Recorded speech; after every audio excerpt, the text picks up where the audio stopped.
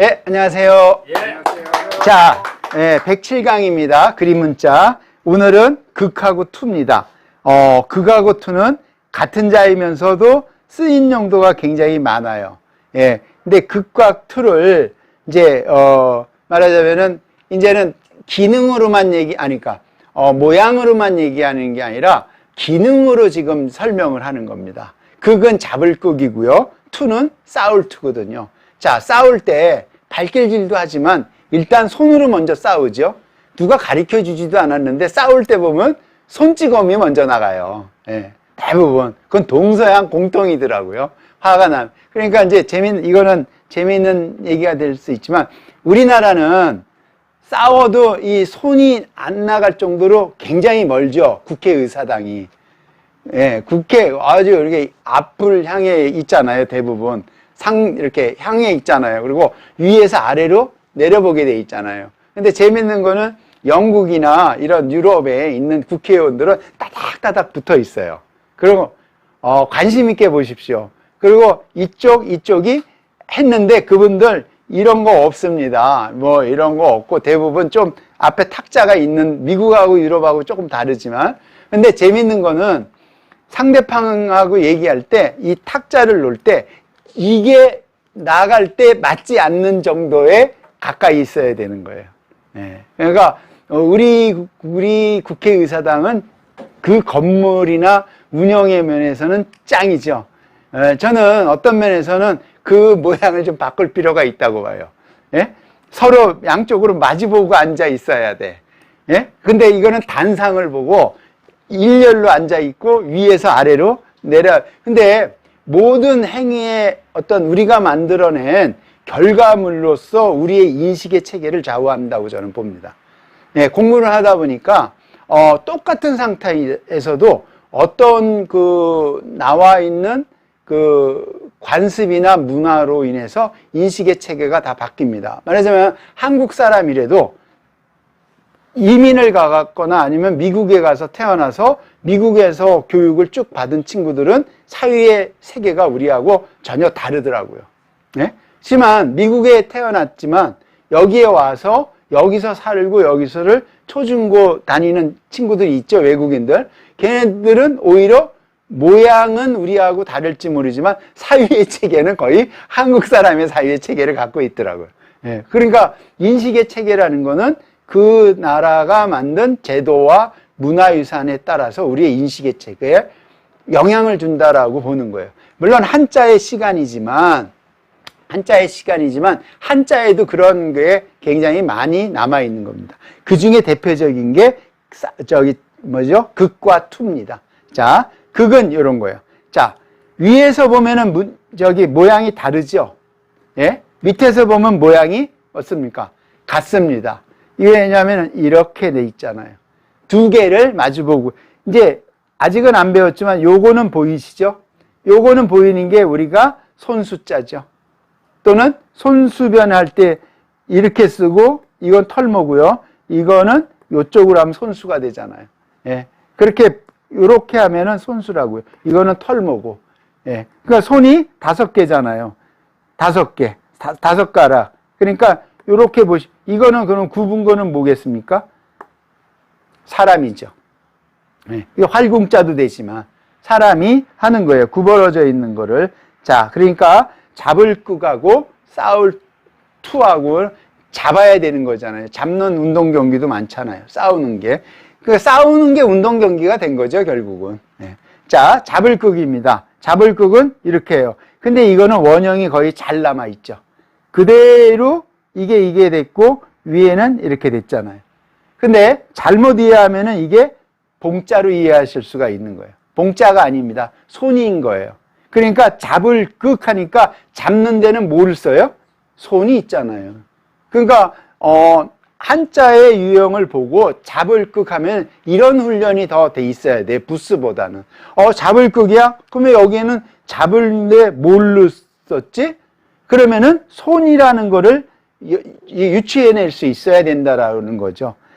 모든 글자가 다 그렇지는 않지만 자꾸 그런 훈련이 필요하다는 거 보는 겁니다. 그래서 잡는 것으로 손에 움켜쥐고 있는 것이다. 지야, 앞에서 나왔죠. 지야. 잡는다. 예. 그러니까 상, 수, 유, 소, 지, 거, 야. 이렇게 쓴 거예요. 문장으로. 되게 어렵죠? 이 문장으로 보면은. 예? 이 문장만 갖고 공부하려고 그러면은 결국은 그게 뭐가 되냐면은 고급과정입니다.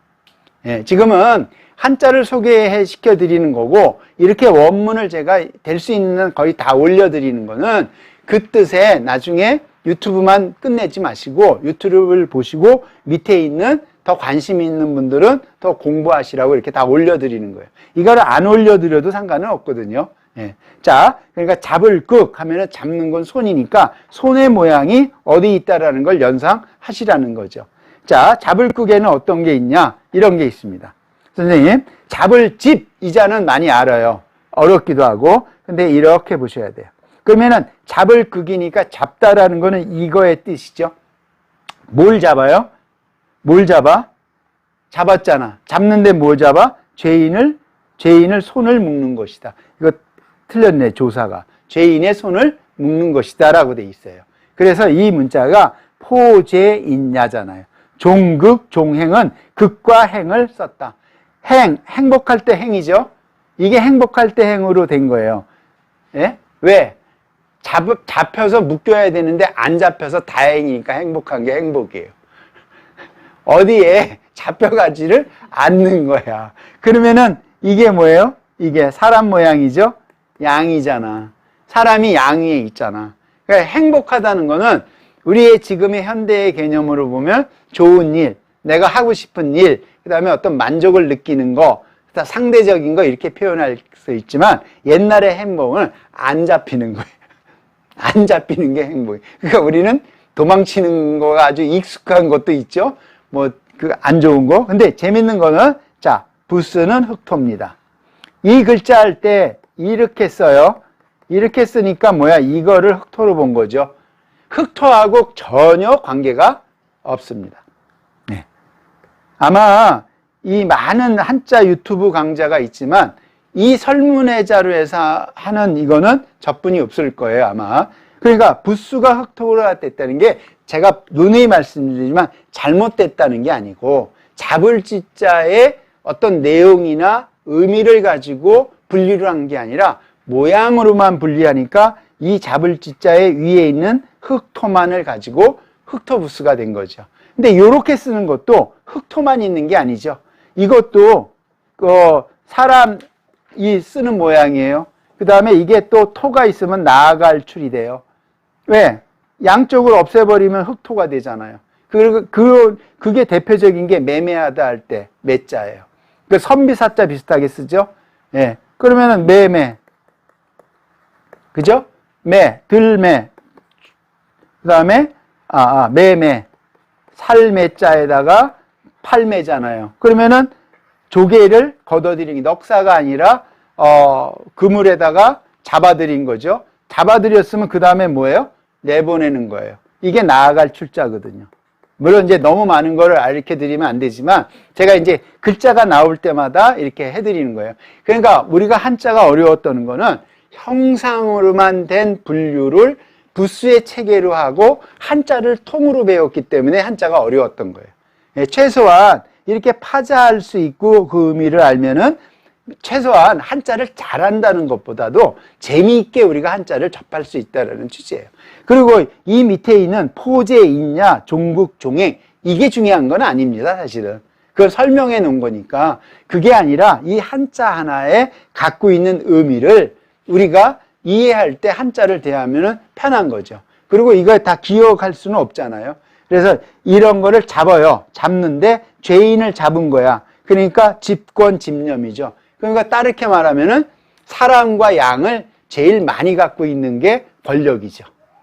그렇게 해석할 수도 있는 거죠. 그때 의미는 모르니까. 왜? 내가 권한이 지금은 화폐, 자본을 많이 갖고 있는 사람이 가장 부자죠. 근데 권력을 갖고 있는 사람이 그거를 갖고 있죠. 그럼 옛날 사람들은 뭐예요? 사람을 많이 데리고 있어야 부자죠. 권력이죠. 지금도 사람이 많아야 권력을 갖는 거잖아요. 그 다음에 양이라는 거는 바꾸어 말하면은 그때는 화폐가 없었으니까 양이라는 대표적인 동물로 썼을 거라고 보는 거죠.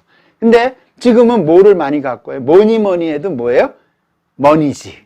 예, 돈이잖아요.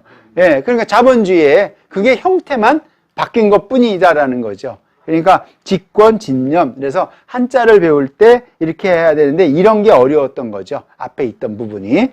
자, 이게 잡을극입니다. 잡을극에서 하는 게, 자, 보세요. 이렇게 되는 겁니다. 앞에 글자하고 위에만 바뀌어요. 위에는 사람인이었잖아요. 밑에는, 그쵸? 다시 보여드릴게요. 잘 보세요. 이거였잖아요. 사람인. 예? 이렇게 바뀌는 거예요. 그러면은 위에는 똑같이 바뀌었죠. 이거는 비슷하게 남아있죠. 이거는 이걸로 바뀐 거잖아요. 위에가 이게 된 거지. 예. 그래서 부수가 아들자예요. 그냥 여기에 아들자가 있습니까? 하나도 없잖아요. 여기는 아들자가 양양자가 아들자로 바뀐 거예요. 예. 전혀 부수하고 이것도 관계가 없는 거예요. 자, 뜻을 뭐라고 해놨냐? 삶은 음식을 손으로 잡고 먹는 것이다. 젓가락을 안 쓴 거지. 지금도 음식을 할 때 뭘 써요? 손으로 쓰잖아요. 식임야잖아요. 예? 그럴 때 숙성한다는 것 이렇게 쓰잖아요. 숙자예요. 그러면 익혀서 먹었다는 거죠. 이거를 보면은 뭐냐? 익혀 먹었다라는 거는 불을 이용했다는 거죠. 이 시대는. 불이 있기 전에는 생식을 했죠. 그러면은 익히는데 양고기를 익힌 거죠. 그러면 익히려면은 뭐가 있어야 돼요? 이거는 잡을 극이잖아요. 익히려면 이게 익히죠. 이게 익힌다는 거죠. 그러면 이게 드릴 향이 되는 겁니다. 아니면 높을 고가 되거나. 이렇게 설명하는 분도 있고 이렇게 설명하는 분도 있어요. 그러니까 양고기를 익혀서 먹었다라고 할 수도 있고 높은 곳에 올라가서 양을 잡아서 먹었다 이렇게 해석하는 분도 있는 겁니다. 그러니까 해석은 다를 수가 있는 거예요. 왜? 정확하게 해석하는 거는 이거를 해석하는 학자들의 몫이고 우리는 그거를 정의내주면 그때부터 배우면 되거든요. 자, 똑같은 자인데 여기는 아들 자자가 생겨난 거예요. 비슷하게. 그래서 부수는 아들자예요. 아들자하고 관계가 있습니까? 없습니까? 전혀 관계가 없다는 말씀을 드리는 거예요. 그러니까 너무 부수가 이거는 무슨 부수지? 이런 거는 이제부터 벗어날 필요가 있다라는 말씀을 드리는 거예요. 근데 제가 혼자 주장한다고 다 되는 건 아니죠. 그러니까 이 소존체가 갖고 있는 의미가 있다는 거를 이 강의를 통해서 자꾸 알려드리는 거예요. 그러니까 너무 한자에 대해서 말하자면은 좀 다른 시각이 필요하다 이 말씀을 드리는 겁니다. 자, 다음 자가 싸울투예요. 자, 똑같죠? 두 자. 근데 이거는 어떻게 변했습니까? 요렇게 변했잖아요. 문문자에다가 왕자를 변했잖아요. 빨리 쓰면 왕자예요. 그죠? 손 갖고. 그러니까 형태가 변한 거예요. 두 병사가 마주대하고 병기를 뒤로하고 싸우는 모양이다. 그 뜻을 양사상대 병장제후 상투지형. 싸운다는 건 뭘 들고 싸웠다? 손에다가 무기를 들었다. 이런 거죠. 그래서 이게 싸울투가 된 겁니다. 모양은 뭐예요? 잡을 극자의 두 가지를 합친 거다 이 뜻입니다.